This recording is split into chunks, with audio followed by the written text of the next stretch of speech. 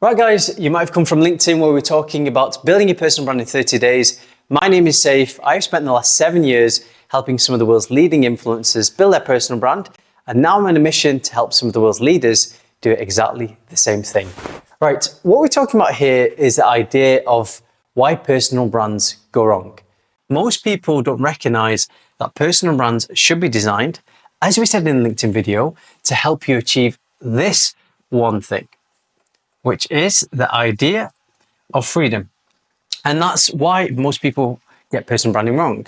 They don't recognize that you have to start with the end in mind. Once you do this, you then reverse engineer what I call the personal brand equation.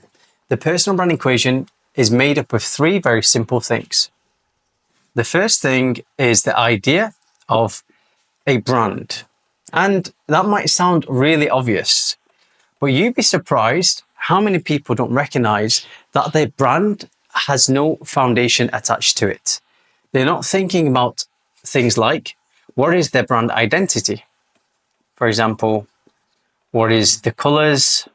What are the colors? What are the fonts that they are using? And what experience does that create? Your experience is the feeling that you install in someone else that gives them a reason to believe. And that's what great branding is, right? It's the idea of making someone feel like they've transformed from one state to another. Why is it so that so many Apple products sell around the world? Is they're selling a state of being, not just a product. It's helping you achieve outcomes like calling your mom or maybe FaceTiming a close friend, but it's the experience that makes the product what it is. And that compounds by simply knowing what is your brand, for example, the colors and fonts, what you then use for that brand to create from the experience. And you have to think about how this then leads to the idea of trust and helping you identify the second thing, which is the community. So once you understand your brand, your identity, your colors and fonts, you need to then appreciate that that will create a group of people that become super fans, that really are attached to the values that you have and the ideas that you present, and then the content, and in particular, the message you champion. Okay? Can't even spell. That's what creates a great community. A community is in essence a tribe, right? And a tribe is a collection of people that are uniquely bonded to the exclusion of others. And you have to know that's the most essential thing when it comes to building a community.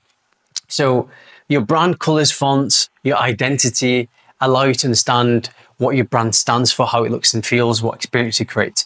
That then attracts a group of people through the content that you communicate, the content that you share. And that community of people are uniquely bonded. They're like brothers and sisters who are part of the same community, same society, same culture because of the values that you present. And the most important thing with a tribe isn't just the idea of the exclusion of others. It's also ensuring that you stand for something. So how do you stand for something? You need to be contrarian. The idea of being bold, the idea of saying things that might sound unpopular, but you really believe in those particular things. You need to remain disciplined on your message. So you can't say, for example, guys, you need to be eating healthy, and then your content shows you in a really bad state where you're carrying a few extra pounds, maybe like me right now. You need to stay disciplined to your message because your community will know you're consistent, and that consistency breeds the idea of trust, because trust is something that's built on something that compounds. And that's the idea of compounding again. So your brand talks about how you look and feel, the experience you create. That attracts a group of people that become your community, a bunch of people that are super fans. And remember, a great community is to the exclusion of others. That's why some people support Real Madrid and others support Barcelona. It's a very simple principle of making sure that you bond people and you exclude other people. And then at the center of that, you then need to understand that needs to come together to position you as an authority, right? Because there's so many people out there presenting different messages. Your authority is the thing that creates the idea of trust. And trust is the fastest way to shortcut making an ask that converts into selling a product or service. Right. It's as simple as that.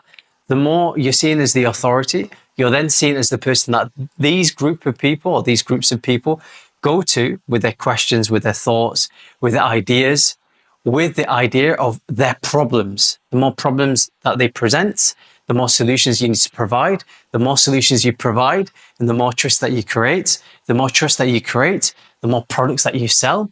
The more products that you sell without becoming time poor, you eventually create this idea of freedom. Why is freedom important? Why is it so important that personal brands need to start with the end goal in mind?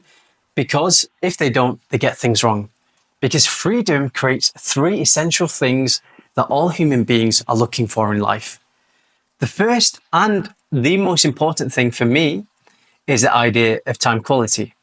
And that's why I only prefer to work with people with a leadership mindset, because they recognize that they are not getting any time back. So they need to build the systems, the principles, the processes to get that time quality. And because we've built a brand that achieves freedom, it helps you unlock that. You're not wanting to build a brand that makes you time poor. So you really need to double down on the idea of systemizing things and selling products that don't require a lot of people and have low complexity. So time quality is the first objective that you get. The second thing that you win through is the idea of location independence. You can work from anywhere and everywhere if you want, because you've built a business that is independent of being or needing to be in a particular place. And that is true freedom, where you can be, for example, like I now live in Egypt, and that is has been achieved by just building a personal brand with the end goal in mind. The third thing is, once you have that location independence, where you start to feel free, you have living free with the time quality, feeling free because you can work from anywhere. It's then creating the idea of wealth. For most people, that's money. Like I said, for me, it's the idea of being able to make investments, having more time, and investments can be more time with your loved ones. You then need to know that this wealth will create more opportunities, more ideas of you feeling free, because it comes back full circle. And that's it, people. Why people get most personal brands wrong is because they don't start with the end goal in mind. They have no direction. To get direction, you need to just build a brand. A brand consists of a few very essential things, like your identity, your values, your tone of voice, colors, the experience that you want to create. By creating experiences, you attract a group of people.